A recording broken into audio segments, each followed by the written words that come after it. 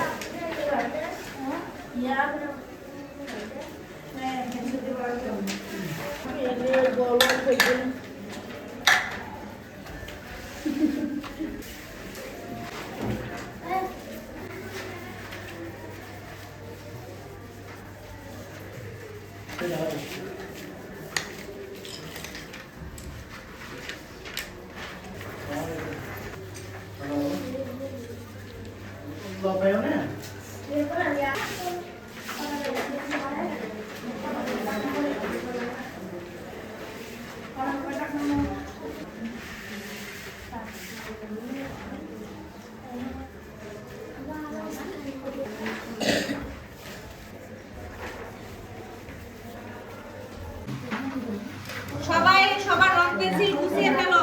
নুরুল আমিন সময় নেই, রং পেন্সিল গুছাইতে বলেন, আমাদের কোনো গুছাইতে বলেন।